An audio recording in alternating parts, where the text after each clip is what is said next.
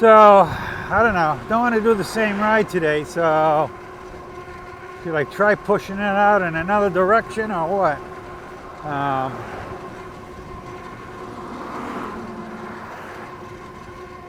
don't know. I hate to get too far out. Like I said, it's cold.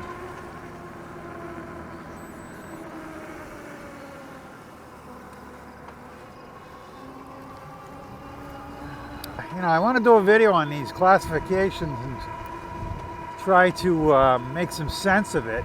I don't know. Like I said, the federal government's got to lay some guidelines down as to what they're defining as a... I mean, it just falls in a gray area. I don't know. I mean, like I said, you can take a... I mean, they have electric motorcycles now, so does the manufacturer just have to call it something else? I have to go down and anything with over 750 now becomes a moped? I can actually buy these e-bikes that they say it's a moped type. So does that qualify?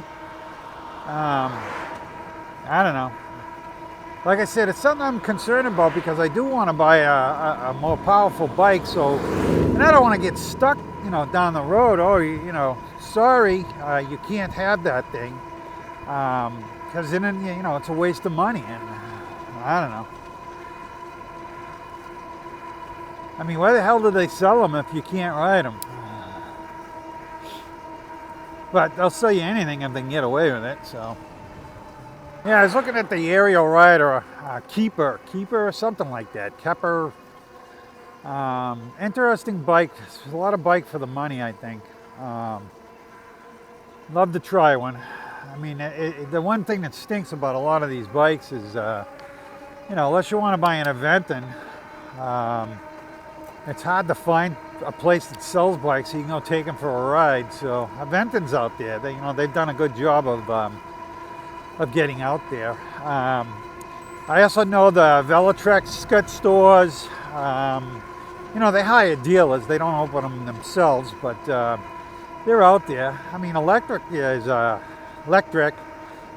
pretty big, you know, seller of e-bikes, and they don't even have stores, which is strange, but that's the way they want it, I guess, just mail order. But they do a good job with it. You can't fault them on it, that's for sure.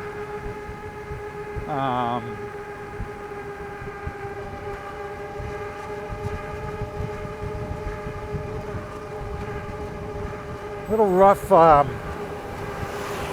you know, trying to get parts from them or whatever. You know, they all want videos, which I guess isn't that hard. But so, I got frustrated. I think, you know, I mentioned this on my last ride, which, you know, I haven't posted. I'm trying to get some rides in and get some videos, so I don't know when this is going to air or whatever, and I don't know when the other one's going to air, but, you know, like I said, I'm running out of things. Unless you guys want me to you know, research bikes online and tell you what I think of them, which I may be doing. I thought of, you know, and you know, at some point I wouldn't mind getting a hold of some of these bikes and giving them a try and stuff, you know. And but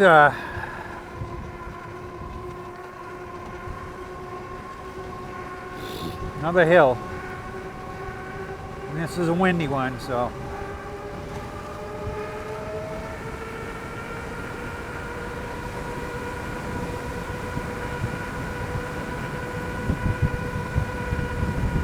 but he's enjoying the last part of the summer. I'll tell you, summer's over. They're enjoying fall before it's winter is what they're enjoying. I was going to talk about this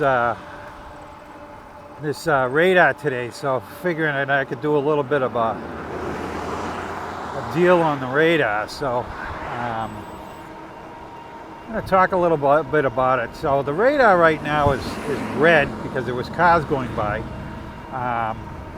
It's green now. You could see it at night a lot better, but I do have some night footage of it. Maybe I'll try to sneak it into it. But so it's clear now. So it's giving me my distance that I've come. So it's 8.58 at this point.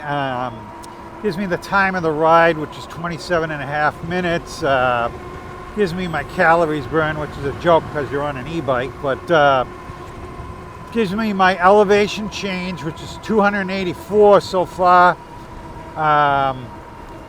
My speed is on there, and my average speed. So that's why I said the other day I wish I had this up and running. So it wasn't charged, so it wasn't. So I'm averaging about 19 today, compared to the other bike that I've been averaging about 22 on. So I like 22 better, but so I mean, I thought this bike was faster, but I did notice I was running the app on my phone and noticed that it's very accurate to the speedometer when I'm not pedaling. So at coasting, it's like line to line. I mean, 25, 25, or 24.9 and 25, or whatever. It's very close. But when I start pedaling, the faster I go, the more it's off by. It's weird. It's obviously a programming problem or something. I mean, I don't know why it would do that, but unless it's I honestly don't know why it would do that. I was gonna say maybe it has something to do with the canvas on it, and I've changed the crankset on this thing to a much more aggressive one. And maybe it was throwing it off, but I don't think it has anything to do with the canvas, but it could. And it's probably a setting that I could change.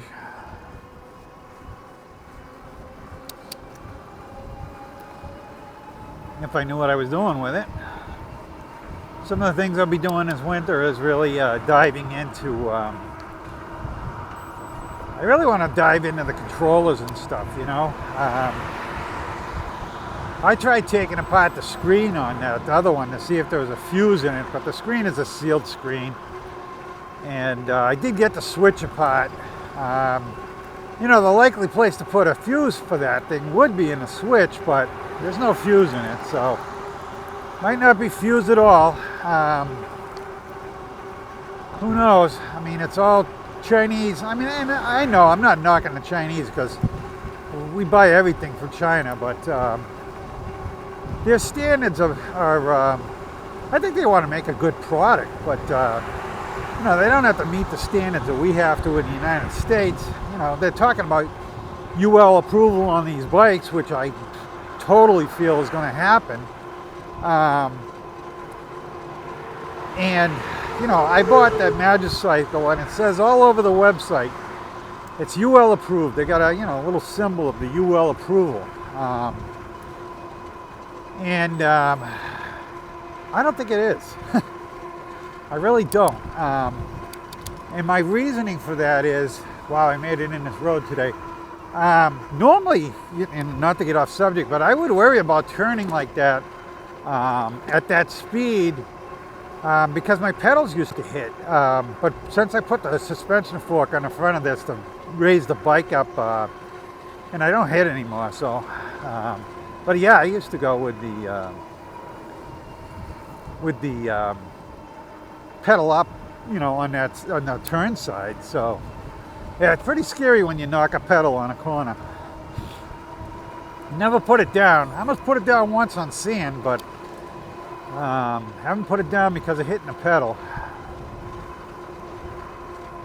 I gotta tell you, man, when I hit that sand that day, I think I was on this bike too, and I was totally shocked that I saved that. The front tire literally slid, I don't know, probably 3-4 feet, and I steered into it and was able to recover it. Thank God there was no car on the road there next to me, but so I had room to recover. But Yeah, you ever slide on sand, and I know it's an instantaneous thing you got to do, but you got to steer into it if you, or otherwise you're going to lay the bike down. Well, at least I'm chatty today, so some days I get out here and I'm not chatty at all. But, you know, like I said, I got the day off, had the day off yesterday and the day before. Feeling pretty rested, so. This stretch of road here has got a lot of bumps in it. It's got to be something to do with water table or something, I'm sure. We get frost heaves up here. I mean, there's no frost yet, but the previous years ruined the roads. You know, when I put this suspension shock on this bike, I had a lot of people like, you know, why, you know?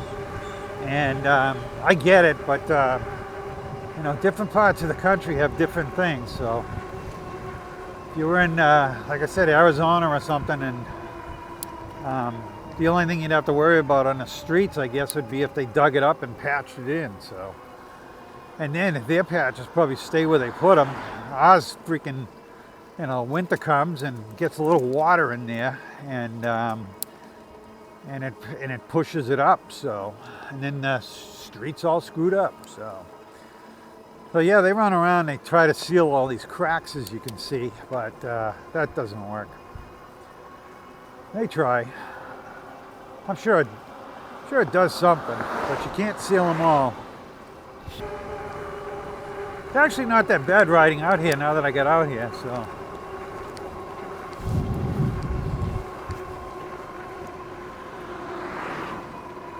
Oh, I almost hit a squirrel.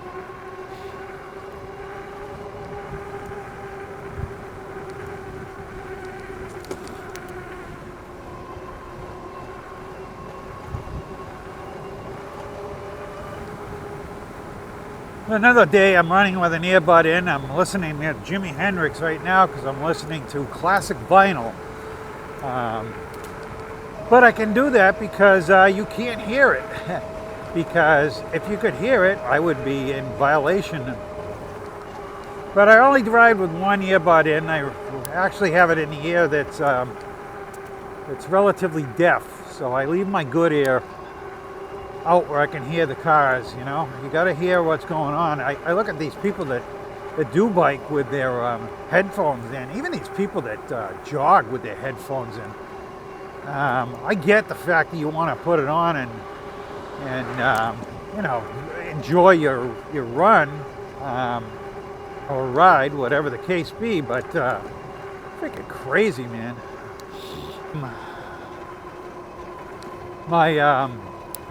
My YouTube channel, you know, it's growing little by little. And like I said, I hope to keep content coming. It's going to be hard to, you know, when I'm not actively working on the bikes and stuff because I can't ride them, what to do. But I'm going to try to at least keep one a week coming out, I guess, if not the two. You know, it's hard to, there's a lot of content that you could come up with if you had access to a whole bunch of bikes, or, you know, had people sending you stuff to try. I guess you could do it. I don't know, anybody want to send me, let's see, warm weather gear? And I can ride out my season a little bit more, I guess. You know, I am looking at, I mean, I got this jacket on. I bought this, I think I bought it in the spring, but it's pretty warm.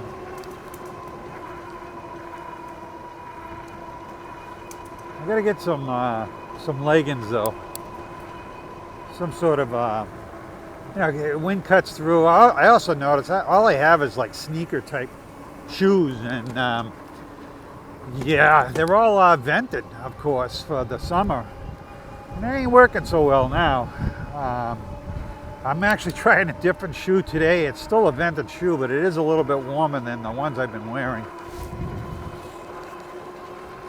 And the funny thing is, I wear them in the summer because they were so vented. I was like, oh, these are great, you know.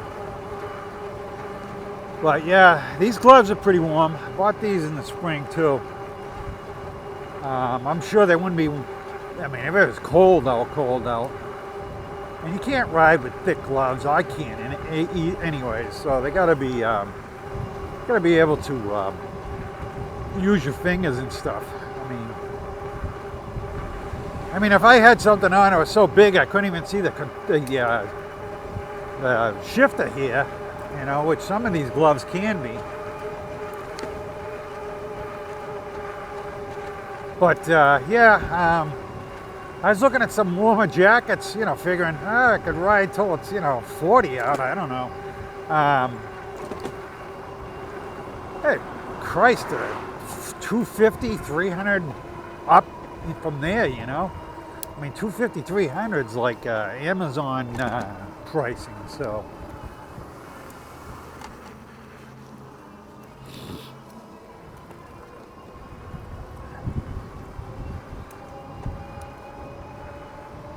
And then, you know, how long do you get out of it? So it's bad enough I've lost so much weight that none of my jackets fit.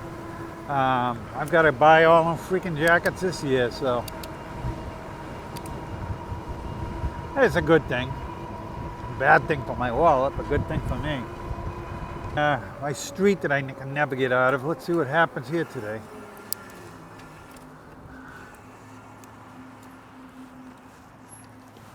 I actually think I'm going to make it today. Like I said, the problem with that corner is cars come right around that thing real fast and they're on top of you in no time. You know, I stare at the screen. I got a car coming up now. See, it's warning me. The dot's way back here, and you'll see them go by when they come by. So I get plenty of warning on this thing. Now it's saying there's a second one coming, so we know there's a second one coming, and there he goes. It's gone green now, and we're clear. So then that goes away. Like I said, it really is an excellent tool for riding on the road. So I was looking at my batteries today. So I have these two big batteries that I bought for the 48 volt systems, and they're packs is what they call them. And one of them, it's charged, but it's not coming on. So I had to send an email to the company. It's got an 18-month warranty on it, so unfortunately, I have a feeling that they're going to send me a BMS, because that's probably what went wrong with it. And I'm going to have to open the battery up and put the BMS in myself, because, you know, you buy all this crap from China and you don't have a U.S. company that you can send them back to, and you can't really send them back to China.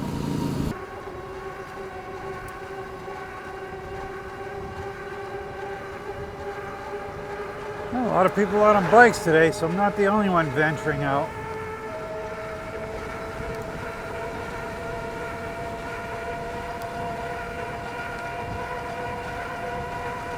Yeah, so there's a couple of bikes that I'm looking at. So my radar's telling me there's more shit coming.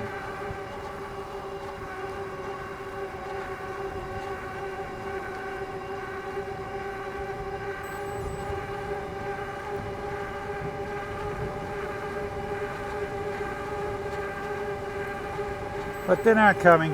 I see them turning off. There is one coming up now. So again, see the red, see the dot coming up closer and closer.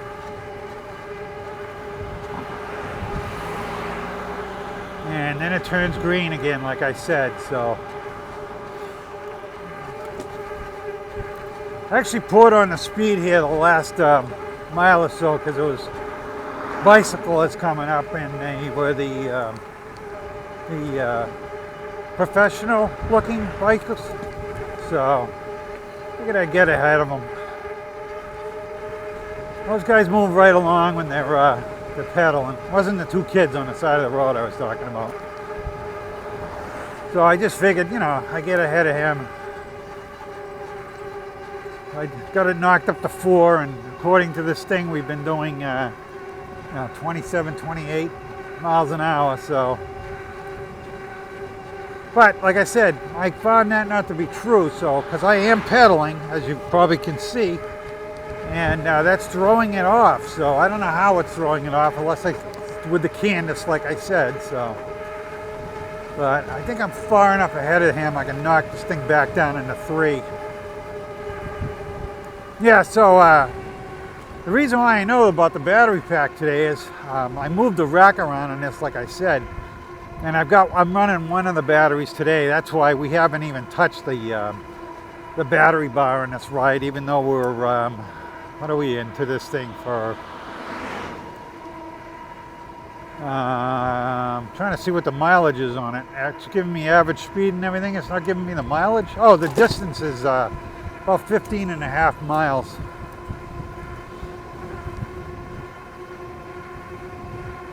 So yeah, I'm only running one of the packs today. So I'm not running 86 amp hours.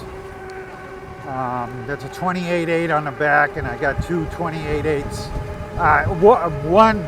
Two 14.4s under me, and a 28.8 on the back. So running what, 50 something amp hours, 50, I don't know.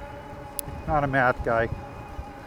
I did want to go visit a bike store today, and I haven't. I want to go down and pick their brain and see what they think. There's one bike store. I talked to the owner of it quite a bit. I don't want to say who it is. I don't have the permission to do that. I never said I would. How you doing?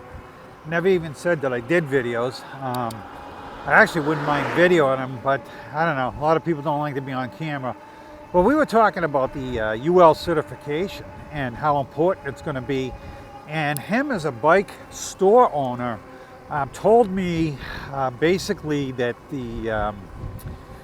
he's preparing for this. He purged all the non-UL bikes that he had, and he's only gonna buy bikes and bike brands that are UL approved. Which I think is a smart thing, because what they'll do, like the state of New York did, they warned all their retailers, get rid of your bikes because you are not going to be able to sell them after this goes through. So September 1st in New York, you cannot sell a new bike if it's not UL approved. But how far does the UL approval go? Is it just UL approval on the battery, UL approval on the motor on the bike? Is it the whole bike that has to be UL approved? I don't know. Again, I guess guidelines need to be put out there. You look in the UL approval. It's supposed to have the UL symbol on the components or whatever.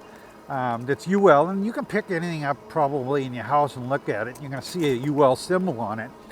And there's some other symbols, like I think it's FAA or something, and that's a symbol that says that UL approved symbol is real. Which is kind of stupid, because if they're going to put a fake UL on it, why not put a fake FAA sticker on it? But so anyways, Magic Cycle, this bike is supposed to be UL approved, but yet I can't find a UL sticker on anything. So I've looked at the battery, I've looked at all the components. So I don't know, did they get UL approval but it hasn't made it to their components yet? I don't know. And do they have to have that on there? Like if I say, yeah, this thing's UL approved, look at the website, and somebody says, yeah, but where's the sticker on the bike? Because that's what you need. I don't know. So maybe I don't know. Maybe it's not UL approved, like I said.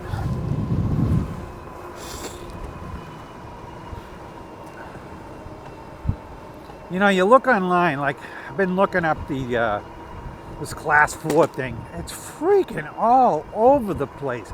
You read one thing and it says this, and then you read another thing and it says something else.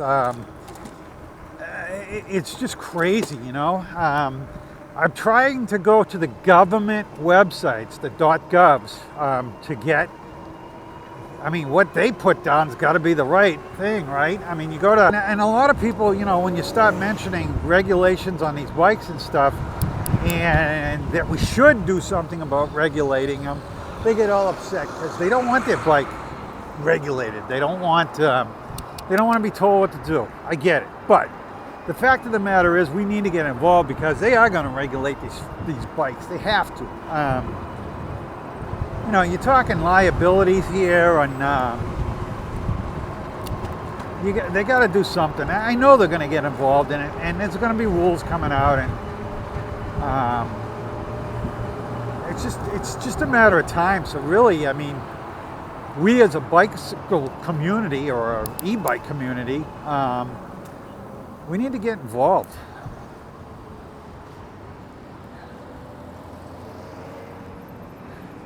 You know, and I get it because part of me says, oh, you know, we won't even talk about it, and that way there it'll go away.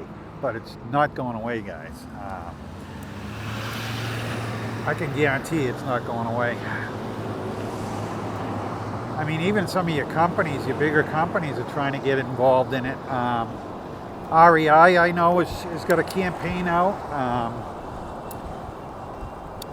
You know, I actually wanted to sign up to the REI thing, but the link for it is through Facebook, and I don't trust Facebook as far as links.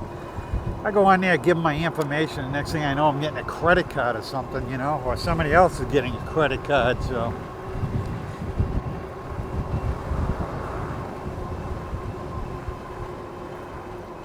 Like I said, we need to get involved, guys. We really do. It's coming.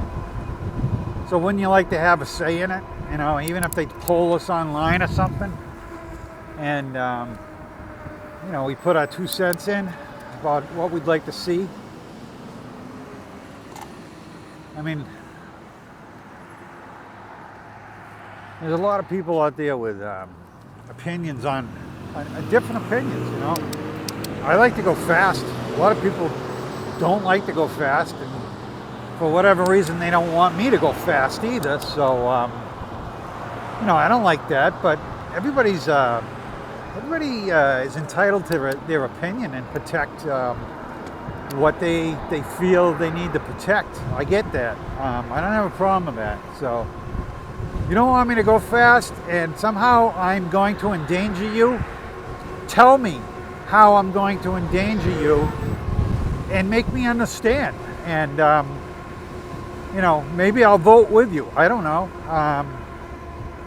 But you know, people that I don't know, you know, should I go and tell people they can't drive slow because they're the ones that are in, you know, causing, I don't know, motorists to get upset with us? No, I don't. I mean, you want to drive slow, drive slow. I want to drive fast, I'll drive fast. But, you know, put some rules behind it, I guess. You know, do people need to be doing 45 on these bikes? Probably not. You know, this is a smaller bike, 20-inch, and it's a pretty stable bike, but I don't know if I want to be doing 45 on it. And even my 26-inch bike, which probably handles a little bit better at speed, I don't want to be doing 45 on that either. So there definitely should be some regulations. I mean, if it's 30, it's 30. If they want to make it 35, you know, and at 35 you need hydraulic brakes, you need this, that, and everything else, then so be it. Yeah, so like I said, like it or not, we've got to get involved and put some rules behind these things. So, you know, most cops don't know what the hell's going on anyways. They can't possibly learn every freaking law, and what do they care about learning an e-bike law? You know, unless they were told, hey, you're going to go out and patrol for e-bikes, then I'm sure they would go home and they'd research it. But, you know, you can't be an electrician and know every freaking thing in the world that's out there, so, or a plumber or whatever. I mean, it's a lot to ask of somebody. You know, if you're in a trade, you stay on top of it as much as you can. That's all. So yeah, I mean, it's the enforcement's not there yet, but somebody's going to get hurt. I know people have already been hurt, but I don't know. Something's going to come along, and then it's just going to blow up. And then, you know, if we're not in the position to defend it and tell our side, then we're screwed. So you know, that's the thing about trying to pretend that's not a problem and it'll go away. Oh, the shame of it is, you know, I'd like to be out here riding my deer too. And that thing's, I don't know, with any luck it'll see the road again before the season's done. At some point I've got to figure out what bikes I'm not going to be riding and take the batteries down to 70-80% for storage for the winter. And then you got to check them once in a while too. You just can't, you know, bring them down to 70-80% and then go, okay, I'm all set for the winter, because if they drop too far down, you're going to lose the battery. So battery tenders for e-bikes. Everybody's scared to death of the batteries as it is. I don't think people should be worrying as much as they do about e-bike batteries.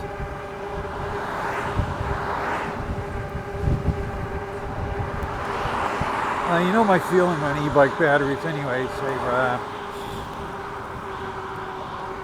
They're only dangerous if you make them dangerous. I mean, even these, I'm not going to pick on any manufacturer, but these chargers they send out, people are like, oh my God, you got to use a factory charger. These chargers that they're sending out are the cheapest crap on the market, for crying out loud. You know, trust me, I've done some research on them. I run chargers that I paid $100 a piece for. And now I got 52 volt batteries on that deer, and I'm probably buying another $100 charger. I mean, I already have two $100 chargers, so probably going to be buying another $100 charger for the 52 volts. So, I mean, at least the one that came with the deer, it has a fan in it. So, but it's a 3 amp charger too. So, I think, like I said, if you're going to go to 3 amps, you've got to have a fan in that thing. So, but the ones that I buy, you can actually, I can set it 70% charge, and it'll only bring the battery to 70%. You're going to set it for 80, 90, or 100%. The other thing I do on those chargers is I run these plugs that you get to turn your lights on at a certain time, and I'm talking about the ones that work with your phone. You can set a timer on it through your phone app, or you can control it. So I have them plugged into one of these that it does not come on. I have to turn it on in my app, and I turn it off in my app. So you know, a battery takes, you know, let's call it 6 to 7 hours to charge. And everybody can sit there and go, oh, I'm so cautious with my battery. You know, well, they tell you right in the owner's manual of all these bikes to watch your battery charge. I don't know of too many people watching their batteries for 6 or 7 hours, so that's not happening. So mine are in the garage. I put the bike out away from anything flammable, and I make sure the charge is not, you know, buried in jackets or something on the floor. And I charge them in my garage on a cement floor in the bike. I don't take them out of the bike.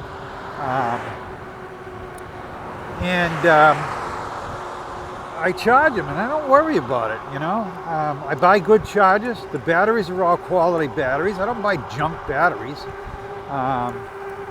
So that even the battery cell I put in that deer, I believe it's either LG or Samsung cells in it. You know, I'll pay the extra money and get the better cells. You know, a bigger company like that's not going to build crap cells. And these cells are, in itself, I mean, they can still be safe. I'm going to run this road down here. A little different than yesterday. I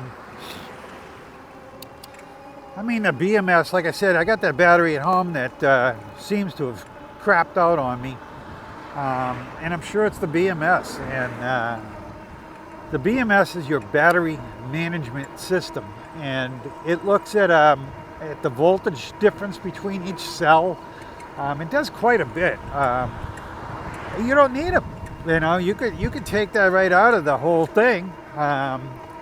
And the battery's just going to act the same, but it's not going to act the same safely.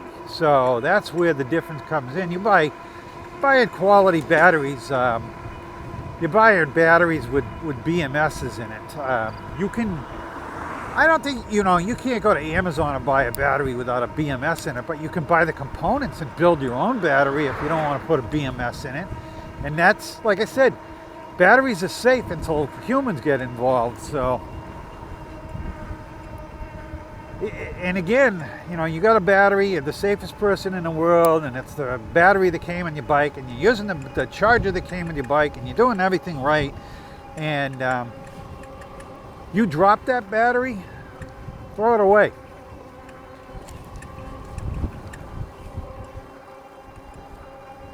And I can tell you, people don't want to hear that, but